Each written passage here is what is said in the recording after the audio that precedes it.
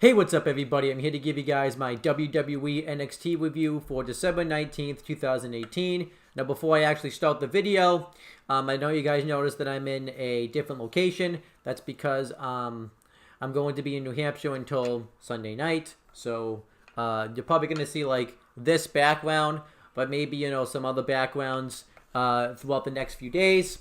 But now that I've kind of addressed that, let's get right into the NXT review. So, we had the commentary team of Percy Watson, Mauro Ranallo, and Nigel McGuinness. The show kicked off right with a match. It was a women's tag team match. Io Shirai and Dakota Kai versus Jessamyn Duke and Marina Shafir. Now, I actually was going into this match, expecting this match to be very, very sloppy, because Marina Shafir and Jessamyn Duke are very new to WWE and just to professional wrestling in general, since they were two of the four horsewomen. So I had seen them take bumps and stuff, and they looked pretty very green there. But this actually wasn't that bad. This actually ended up being good. I actually was pretty surprised how good this match is, and the four horsewomen, they continuously surprise me. You'd think that some of them are just gonna completely bomb, and that doesn't seem to be the case. And I thought these women were going to bomb just because you had kind of seen, kind of the build-up. But once they got in the ring and actually wrestled, they looked good.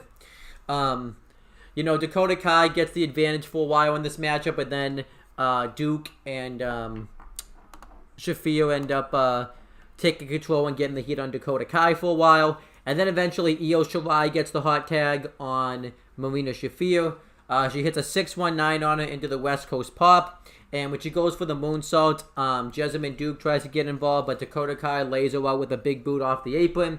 And Io Shirai ends up hitting the moonsault anyways, and actually got the win, which I actually was pretty surprised about because, the four horsewomen have been this big stable. They've been really hyping up, and I figured they would push these women to the moon, but they actually had them take a loss, which you could make the argument for it both ways about why that's a bad thing or a good thing.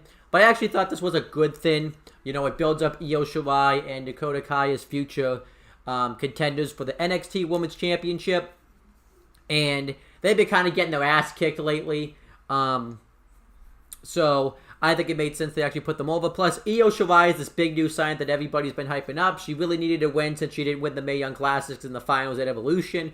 So I actually like this. And obviously this made sense because later on in the night, William Regal had sent out a tweet announcing that Io Shirai was going to be the final competitor in the NXT Women's Championship Fatal 4-Way match, which now includes Io Shirai, Bianca Belair, Mia Yim, and Lacey Evans. That's going to be airing, well, it's already aired, but that's going to take place on the next episode of NXT. I'm really looking forward to that match. I imagine Io Shirai probably is going to end up winning that match because of the victory and because she's kind of been in a feud with the NXT Women's Champion already. But personally, I would like to see Bianca Belair get the win, but they're not going to do heel versus heel, so yeah. And then we had another vignette for Dijakovic, because that's actually how you pronounce his name. Apparently I've been pronouncing it wrong. And then Matt Riddle gets interviewed, and he talks about how the reason why Cassius Ohno has to go through all these shortcuts is because Matt Riddle knocked him out in 7 seconds at NXT TakeOver War Games 2. And he says that if he wants to do something about it, he can beat him in the ring. And that was pretty much the interview. I actually thought it was very good. I'm very high on Matt Riddle right now. And then we had Aaron Mackey versus Dominic Dijakovic. This was an absolute squash match. Dijakovic completely squashes him, which is obviously what should happen since they were hyping him up as a big dominant force to come into NXT. This is exactly what they should be doing with him. And Dijakovic wins with a fireman's carry into a knee to the face. I actually thought it was a pretty cool move. And then Heavy Machinery has a video package, and they pretty much, declare that they still want to go after the NXT Tag Team Championships. And we have to find out that that match is also going to be taking place on the next episode of NXT. Roderick Strong and Kyle O'Reilly are going to defend their NXT Tag Team Championships against Heavy Machinery, which I'm obviously in favor of that match. I think that match makes sense. So, yeah. So then we had Heavy Machinery versus Ryan Howe and Danny Dakaudo. This was obviously just an enhancement tag team, and Heavy Machinery are destroying them. But then they noticed that Undisputed Era had shown up to watch the match. And Ryan Howe tries to get the advantage, but because Heavy Machinery are so big, his shot has no effect on Otis Dozovic. And they hit the Compractor for the win, but Otis Dozovic lifts Ryan Howe's head and still wants to send a message to Undisputed Era. So they hit the Compractor on Dakaudo, and then they hit a double Compactor on both Ryan Howe and Danny Dakaudo and end up getting the win. I actually thought this was, a nice way to make Heavy Machinery look strong going into the NXT Tag Team Championship match. So I actually enjoyed this. And then we had the main event of the show. It was a steel cage match, Alistair Black versus Johnny Gargano.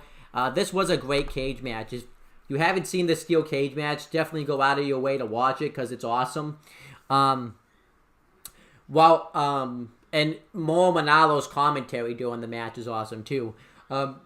I would suggest after you watch this match, there's a YouTube clip of showing Mauro Ranallo's commentary and reaction to it, and it's just absolutely fantastic. Mauro Ranallo just is the best commentator in the business right now. He might, I don't watch sports, but maybe I'll ask, my friend this next time I talk to him. He might be the best sports commentator right now. He's awesome. And I'm glad that he's in NXT because I think that's an awesome fit for him. But let's talk about the match. As Alistair Black is making his entrance, Johnny Gargano ambushes him up behind. He rips his, takes him from underneath the leg and drives him face first into the steps and just completely attacks Alistair Black before the match starts, and they brawl outside the cage. And Alistair Black fights back, and some of those kicks that he was hitting right to the chest of Johnny Gargano just looked absolutely brutal. I thought that was awesome. And Johnny Gargano fights back. He throws him back first into the cage. He throws him into the steps. And then eventually Alistair Black hits another kick right to the chest, sending Gargano over the guardrail. And then he puts Gargano back in the ring. And when they actually get into the ring, the referee locks the door and the match actually starts. And it was a hell of a match, like I said before. Definitely would recommend checking it out. Alistair, I'm just going to mention some spots of the match that I enjoyed. But I like the fact that this was just a big fight. That they just wanted to beat the shit out of each other. Because that's how this match was presented.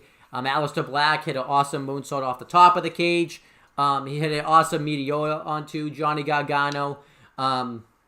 He hit some stiff knee strikes right onto Johnny Gargano. He threw him into the cage a ton of times. There was some points I thought Johnny Gargano was actually going to get knocked out or something. But Johnny Gargano hit some awesome moves in this matchup as well. He crotched Alistair Black onto the cage. He ended up hitting a snake eyes right into the corner and then did one right into the steel cage. That was awesome. He ended up hitting a super kick right onto Alistair Black.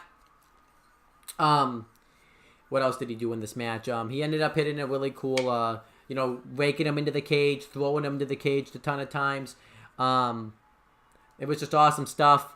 This match had some really nice storytelling elements, like with Alistair Black. He had a point where he could have left the cage, but he chose not to because he wanted to finish the match in the ring against Johnny Gargano. Johnny Gargano hit a wicked sick DDT right onto Alistair Black. I thought that was awesome stuff right there. Alistair Black hit some wicked big boots right into the cage. And there was one spot where Alistair Black was going to go hit it again, but he nearly knocked Johnny Gargano out of the cage, almost causing himself to lose the match. So he had to pull Johnny Gargano back into the cage. Johnny Gargano hit a really cool super kick, tilt-a-whirl DDT. It was just awesome stuff. Eventually, Johnny Gargano hits a Russian leg sweep off the cage, and he puts Alistair Black into the Gargano escape, and Alistair Black struggling to get out of it. He eventually does, but Gargano uses the opportunity to climb out of the cage, but Alistair Black prevents him. Johnny Gargano hit an awesome sunset flip powerbomb right off the cage. Right off the ropes, not off the cage. And I just, love this match. It's a great match. I don't even think I really did the match justice. But then Johnny Gargano starts talking shit to Alistair Black, and Alistair Black ends up hitting the black mass on Johnny Gargano, and they're both down because they've both been worn out, and Johnny Gargano actually got to his feet first. A lot of people might complain about that, but I'm not really going to complain about that because you could make the argument that Alistair Black, because he was kind of a little bit weaker, didn't get the full brunt of, or the full force of the black mass, so I actually really didn't have much of an issue with that. And Alistair Black tries to crawl out the door. Johnny Gargano's going right up over the cage. But who shows up? None other than the NXT champion, Tommaso Ciampa. Tommaso Ciampa slams the door right into Alistair Black's head. And Johnny Gargano's about to escape and win. But then when he sees Tommaso Ciampa in there, obviously we know the history between Johnny Gargano and Tommaso Ciampa, former tag team. They had obviously had those trilogy of matches in 2018 with, the Unsanctioned match at NXT TakeOver New Orleans, at NXT TakeOver Chicago 2, the Chicago Street Fight, and then obviously you had the Last Man Standing match at NXT TakeOver Brooklyn 4. So they get into the ring and have this big face-off where you think something's going to happen, but you could kind of feel like you didn't really know what was going to happen. The fans kind of ruined this a little bit by chanting DIY, which I thought kind of ruined it, but everybody wanted to see them get together, and Johnny Gargano just has this look on his face, and they hit the Meet Me in the Middle right onto Alistair Black, right into the middle of the ring, and it was just kind of like Tommaso Ciampa just had some type of thin over Johnny Gargano, like he just brought that darkness right out of Johnny Gargano. It was really weird that they were actually ended up being on the same page, considering the fact that obviously they had the best feud of 2018. And then what happens is Tommaso Ciampa leaves the cage. Johnny Gargano makes the cover, gets the win, and that was pretty much the end of the match and the end of the show. And DIY looks like had a little bit of a reunion, but I don't really know if this is a reunion because it didn't really look like they looked like they were on the same page, and Johnny Gargano brought this darkness out of them, but maybe this is one of those things where sometimes the enemy of my enemy can be my friend, and they both see Alistair Black as a threat, so together they can take out Alistair Black. So I don't really know what's happening here, and I'm really excited to see what happens with this. And I thought this was awesome. And obviously, too, we found out on this show that at NXT TakeOver Phoenix, it's going to be Tommaso Ciampa defending his NXT Championship against Alistair Black, which obviously makes sense on a whole different types of levels. And now the fact that Johnny Gargano did this adds some intrigue a little bit.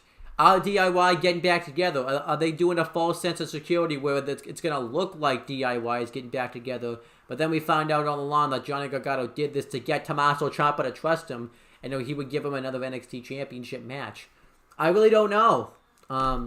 Because obviously in the interview afterwards, Johnny Gargano wasn't being very descriptive. He just kind of talked about how his plan was just to go in there and beat Alistair Black. And I like his gimmick too, where he thinks he's doing the right thing, and he's just very delusional about it. He thinks he's the hero. It's like that delusional hero type of story. I like that gimmick. I think it's awesome. So I like that. And then we had the NXT post show, which was hosted by Alicia Taylor. And we had an interview get done by Dakota Kai talking about the tag match and how she was happy to have all that behind her, and talked about, Jessamine Duke and Marina Shafir. And then they showed footage of a house show where Heavy Machinery were able to pick a tag team partner to face Undisputed Era in the match, and they picked Ricochet, which I thought, if you haven't seen that, it's actually pretty funny the way they unveil Ricochet. And that was pretty much it. And obviously the interviews were conducted by Jeremy Borash, so that's pretty much the end of NXT. I thought this was a really good episode. Actually, I thought it was a great episode. I thought it was awesome. you know, a lot of this show, too, was the steel cage match between Alistair Black and Johnny Gargano. It was about, you know, 20 minutes of the show. And I thought it was just a great match. And I liked the way, you know, the way they did the ending and stuff. But there was some other good stuff on the show. They continued to build the Matt Riddle, Cassius Ohno feud. I liked Dominic Dijakovic's debut. I liked the women's match on this show. And I liked, you know, the setup of the NXT Tag Team Championship match. So I thought this was a great episode. I thought it did everything really well. It probably was a little bit, they probably did this as a little bit of a lame duck episode too. You know, obviously because Christmas was coming up and stuff. But I still thought they gave you enough. It was very entertaining. The hour flew by. It felt like this show was only 30 minutes. So I'm going to say that give this episode a B+. I thought it was a great episode and would definitely recommend giving this a watch if you have a chance. And that's pretty much the end of the video. Thank you guys for watching this video. Please make sure you guys subscribe to this channel for more content and click on the bell. So that way every time I upload a video, you guys will get the notifications for it. Make sure you guys do the same thing for my CM Brothers and everyone on the Talkinator YouTube channels. And that's pretty much it, guys. Talk to you later.